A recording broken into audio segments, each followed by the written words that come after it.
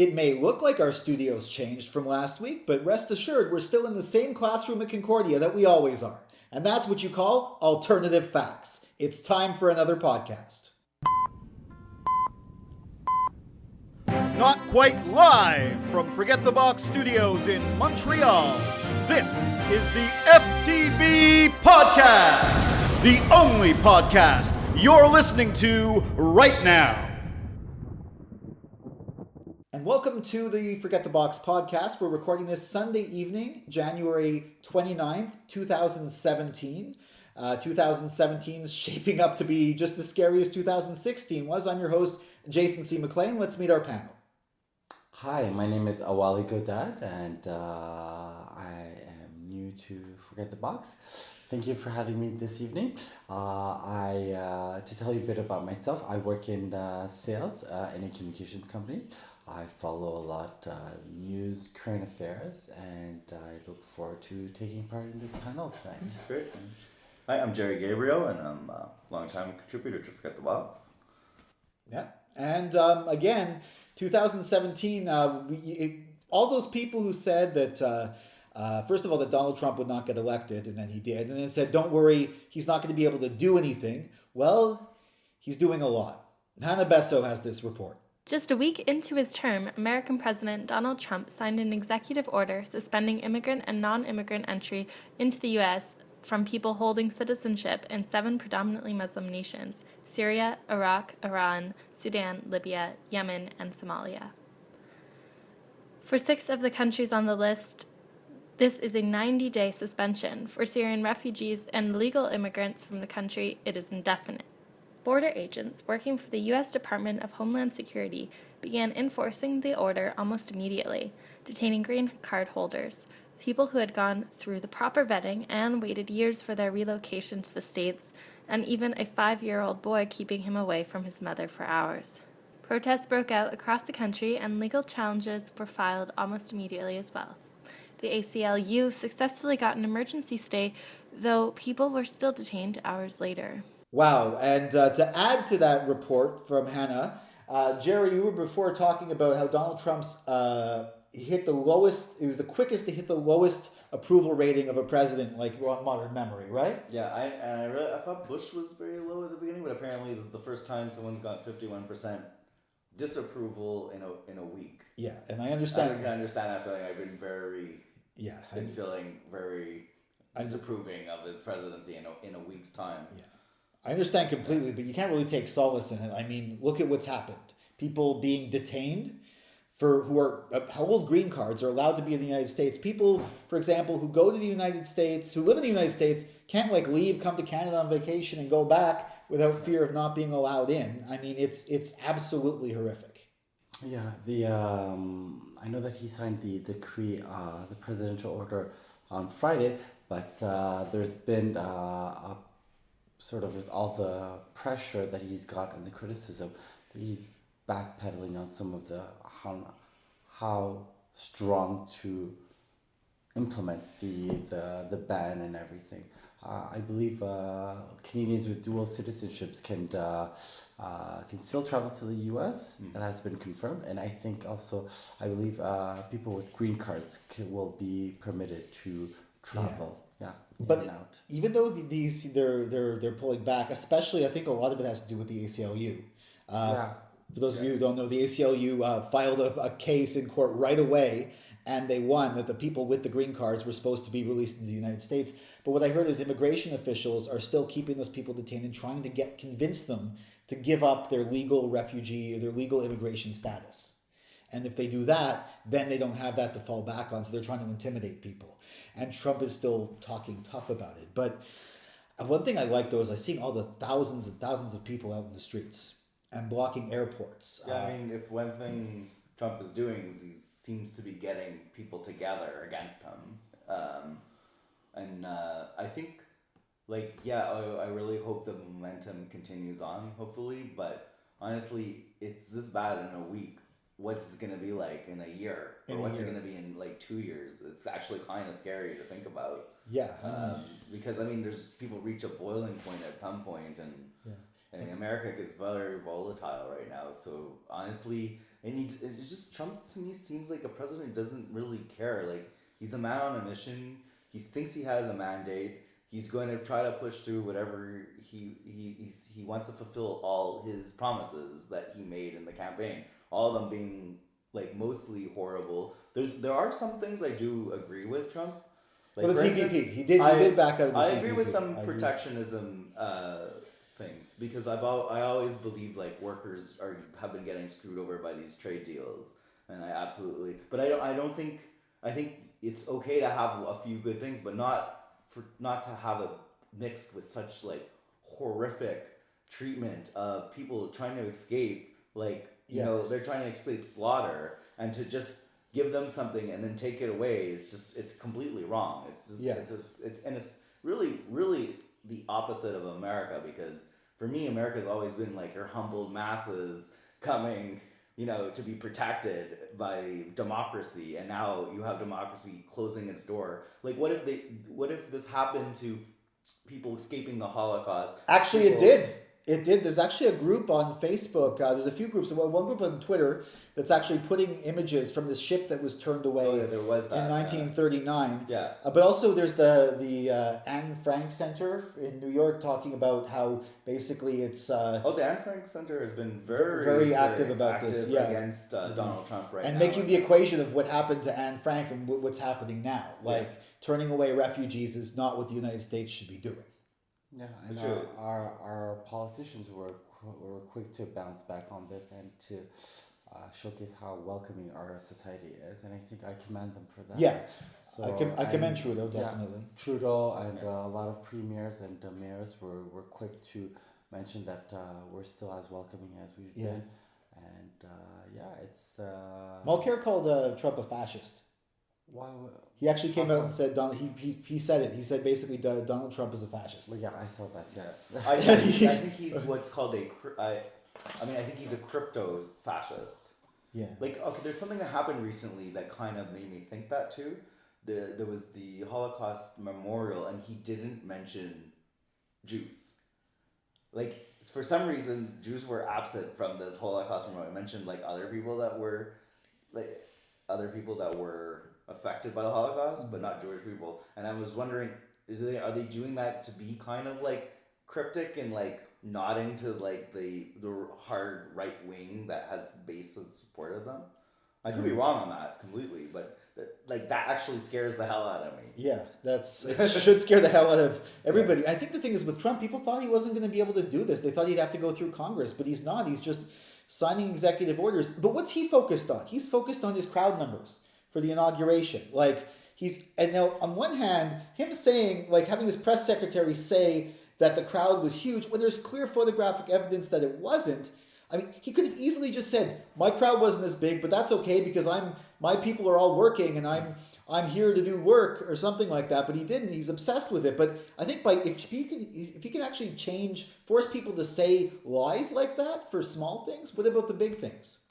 I mean, on the other hand, too, maybe he's just obsessed with this, and hopefully maybe someone could convince him that this immigration policy is going to make him uncool or unpopular, and maybe he'll change his mind on that. Jason, he's got a way out. I mean, he's got alternative facts. So alternative facts is the answer to every problem with facts. Oh my God, the fact that that's even a thing. Yeah. I mean, that's what's scary. Is like, what happened? How did we get here? Like, I mean, we're not here. Canada, at least, we're not here. But our neighbors to the south, and the American, everyone says Canadians, maybe we can't affect it and fix it. But you know what?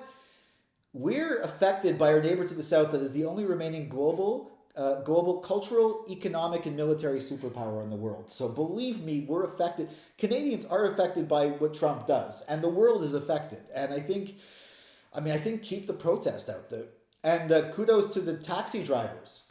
I don't know if you heard this, but at JFK Airport, cabbies refused to take up passengers at JFK in protest of the ban. Of course, Uber decided to, waive their surge charges and try and capitalize on it. And there's a lot of people trying to delete Uber right now. Yeah, there has been a hashtag delete Uber.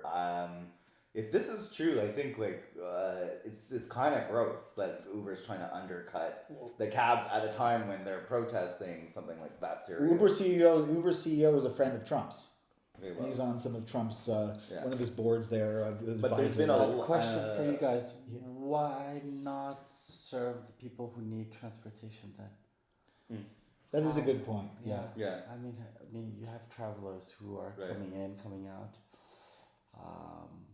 I just wanted to put that out. No, that's actually a very good point. I'm thinking, what if I was flying into JFK to go meet my sick relative or something like that? Then I guess it might be kind of that would be something to consider. I mean, because you can protest in many different ways and forms, and I think in the US, I think there's so many creative outlets for that, and we've seen many of them. I just sometimes outright bans or can.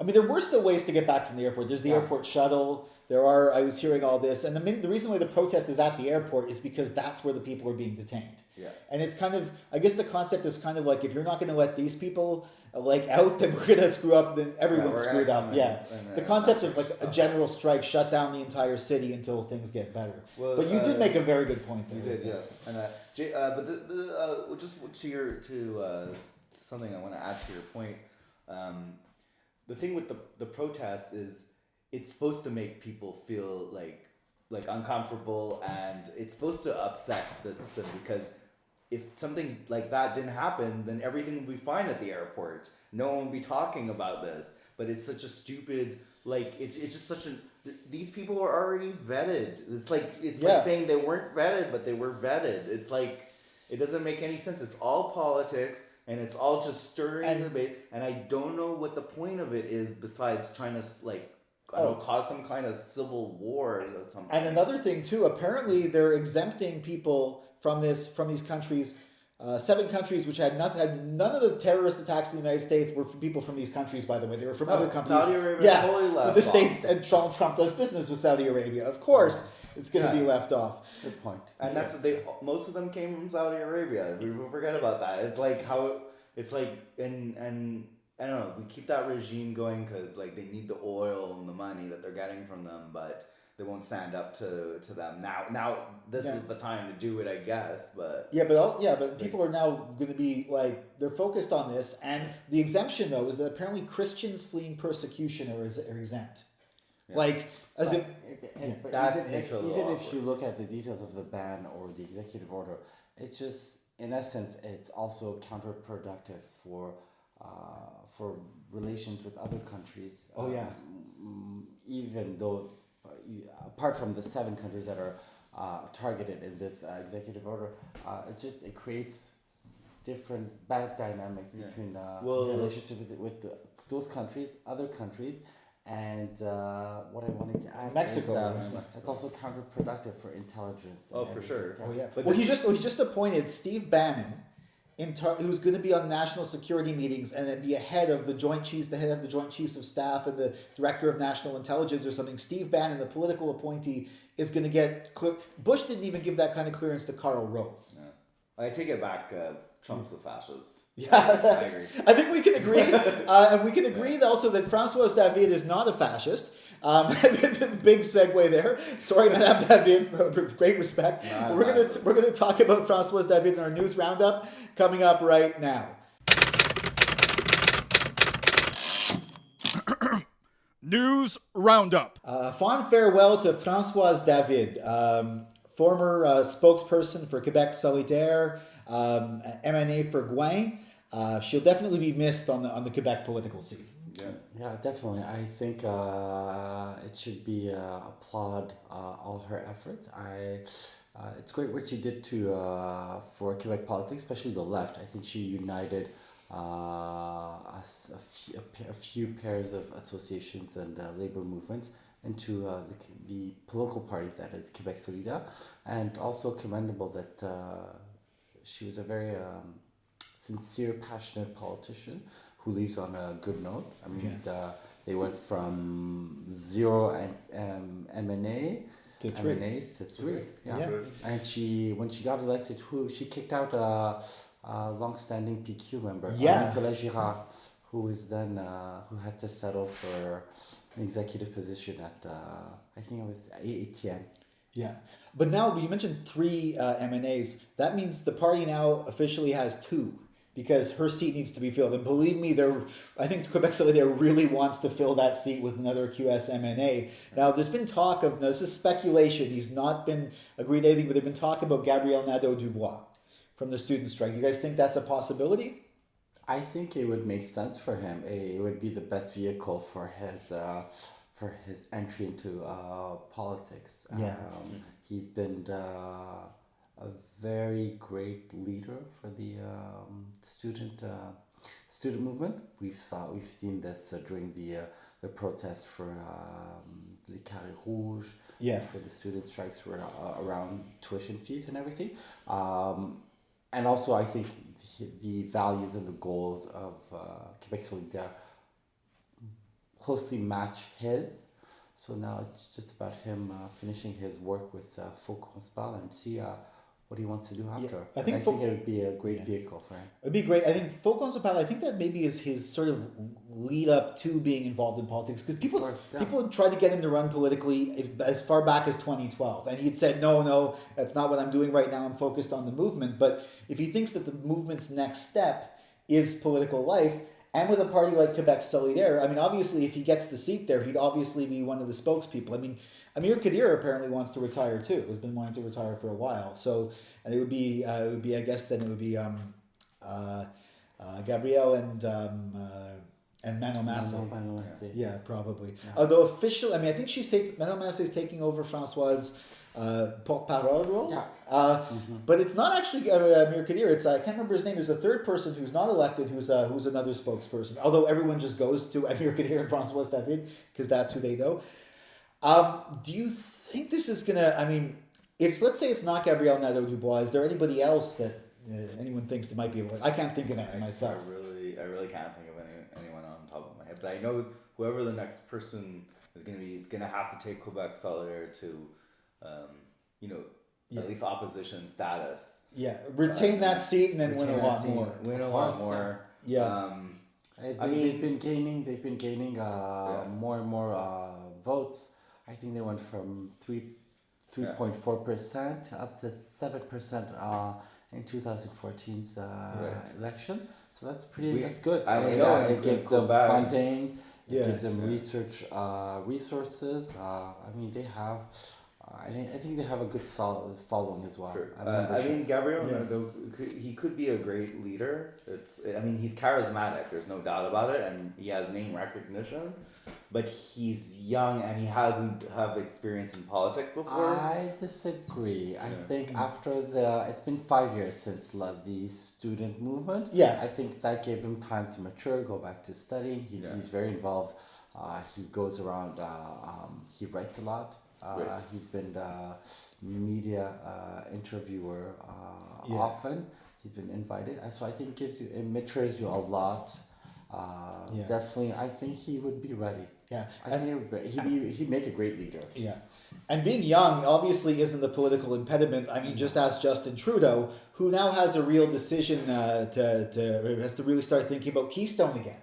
We thought Keystone XL was off the table, but now the Trump administration says they're all for it. Trudeau was for Keystone before. Do you guys think he's going to start supporting it again, or I think he's absolutely going to. I think he just recently said he's happy about Trump's restarting Keystone. He was supportive of Keystone. We all know that his policy has been we're going to use the money from the Keystone for our environment, and that's going to fix all our problems. Yeah, we're all a little. It's a liberal solution, as concentrating on reducing the carbon through carbon taxing, but also allowing some communities to flourish, thanks to natural resources. And I think that would benefit Alberta a lot. Perhaps. It's just. I find the cap and trade and carbon taxing, I don't really find it solves the problem. I find it just it's like pushing pieces of paper around, It's like, here you go, here's some paper here, here's some paper pretty over valid, here. Yeah. What about the environmental movement? I mean, they've got an extra thing. They didn't think they'd have to be fighting against Keystone. They thought they'd be fighting against Northern Gateway, which is it's a horrible one. That's the one with the tankers going through the BC coast, which is just a badly thought out strategy.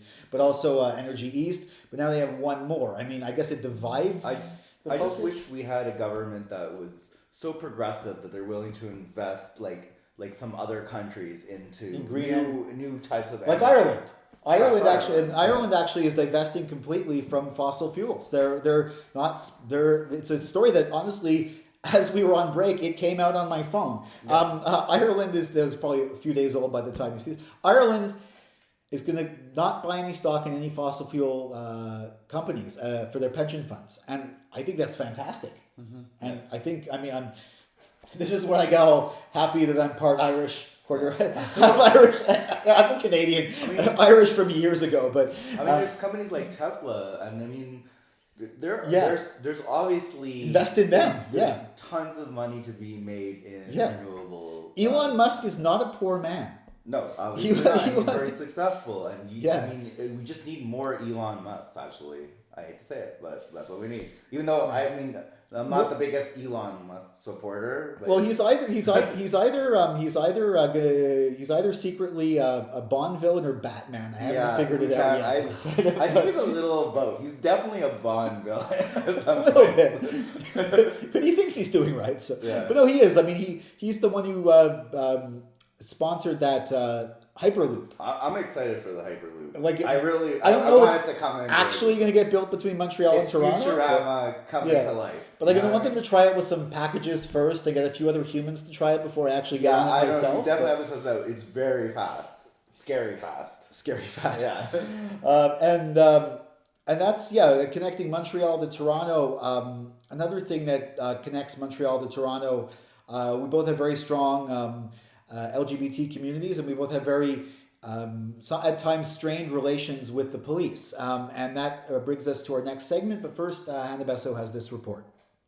In July, Black Lives Matter Toronto activists staged a sit-in during the Pride Toronto March. They had a list of demands, including that police floats be removed from future marches and uniformed police officers not march. During the sit-in, Pride Toronto's executive director signed their list of demands, but then recanted his support the following day. The executive director resigned amid accusations of racism and sexual harassment in August. With a new executive in place, the removal of uniformed police officers from future marches was adopted. So Pride Toronto has decided that uniformed police officers are no longer going to be part of the march. As per the request from the past summer of Black Lives Matter. Yeah. And there's obviously some controversy about that. There is.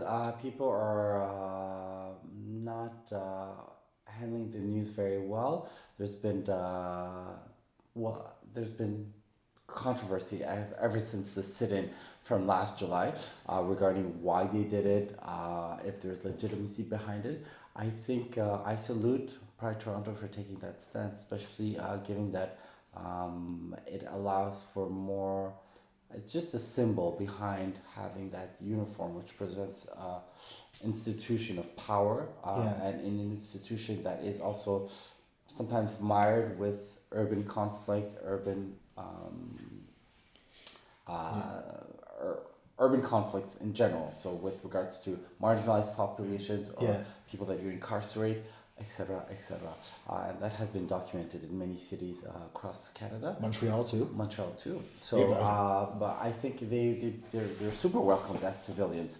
But it's just with the uniform, I don't think it would go well with with Pride in itself. It started as a protest, right? Exactly. And we should never forget that behind the pageantry, all the dancing and the revelry, there's also the politics behind representing those identities and those groups. And I commend them. And there's also going to be a new board that has been elected, and they're going to there were some problems move forward. There were some problems with the last board there. You touched on the chairman of the board in particular, who initially signed, because as we heard the report last summer, last Pride, Black Lives Matter sat down in the middle of it, did a sit-in, and the chairman of Pride, the director of Pride came over and signed their demands, which included, among other things, which you heard in the report,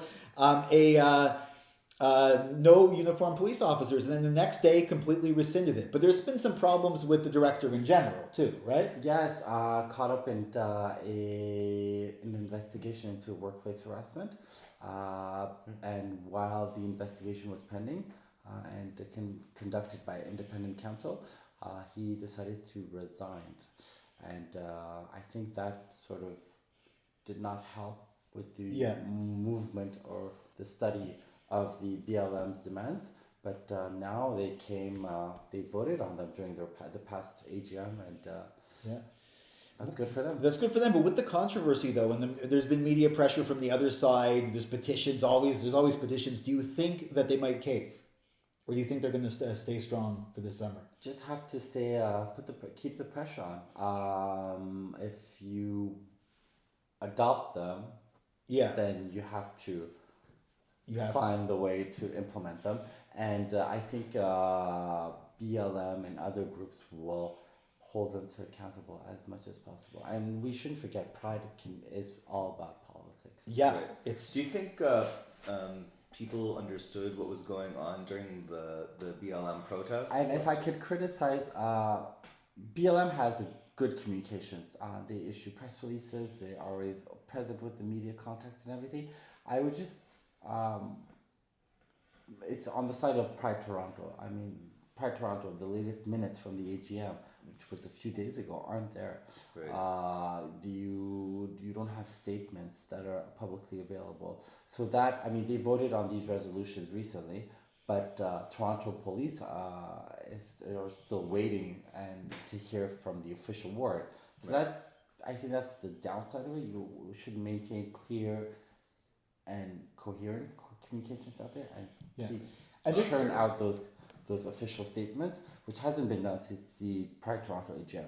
But hopefully that will they will officialize that. And to confirm, it's uniformed police marching with the march. It's not, for example, there will be police there like as official security. Like there is even at protests in Montreal, there's police there. Yeah. Even at the anti-police brutality march, there's police there. In fact, it's well known that there are police there. But okay, so so it's just it's in the symbol behind the uniform, and it makes total sense. And symbols are important. Yeah, I mean, the symbol originally was the police were there because it showed that the police were accepting of this, right? Well, that's their of course, symbol. but because the institution itself, which the uniform represents, conveys some things that we disagree on, namely police brutality or so you have these convergence of ideas, basic ideals, and symbols, right? And symbols, convergence basically. of symbols, and I think that's at least I agree with you. It's a very positive turn of events. Maybe there'll be some more positive turn of events or negative in the next 2 weeks. We're going to find out in our predictions right after the community calendar. Saturday, 12 to 3 at Place Émilie-Gamelin is a march against Islamophobia, following the terrorist attack in Quebec City Islamic Cultural Centre on Sunday and the vandalism in Pointe St. Charles Mosque this week. The demonstration invites Quebecers and Canadians to participate and express unity and support for the victims. Tuesday, February 7th from 6 to 8 p.m. as part of the SCPA 35th anniversary will be a panel discussion on the nature of institutional racism in Montreal. Invited panelists represent activists and scholars with a broad range of experience and expertise. The event will be held in the Concordia Hall building. Saturday, February 11th, the Centre for Canadian Architecture is holding a community visit and discussion on the topic of a counter-history of the modern Canadian environment. The CCA will be holding an exhibition that challenges basic assumptions about the country's relationship to nature by chronicling the modern history of environmental disasters in Canada. You can join the discussion from 1 to 3 at the CCA, February 11th. And now, predictions. Predictions! I predict that Donald Trump is going to watch the Super Bowl and will consider the results and the final game rigged. Mike Pence will be discovered in the LAX bathroom wearing only a diaper. Quebec Solidaire will abandon its hope of courting Gabriel Nadeau-Dubois and will instead start courting Celine Dion. In keeping with Quebec politics, I believe that I predict that Philippe Couillard is going to consider a full cabinet shuffle. Donald Trump will make like a pirate, talk like a pirate day, a national holiday. And upset with Trump, other states will try to follow California's lead and talk about succeeding, aka the Calexit, but will stop when they realize how silly their exits would sound. For example, Vermexit, Michigexit, North Dakexit, Connecticut. That's a tongue. Connecticut. I can't even That's say right. that one. Me neither. Okay, so that's our podcast. Thank you both for being here. You can check out forgetthebox.net. And yeah, so catch you guys in 2 weeks, and we'll be in the same room we're in now, but it'll look different, like our normal studio. The FTB podcast by the Forget the Box Media Collective in Montreal was hosted by Jason C. McLean and produced by Hannah Besseau. For daily, unique, original content covering news, music, politics, arts, lifestyles, food, film, you name it, we've got it. Check out Forget the Box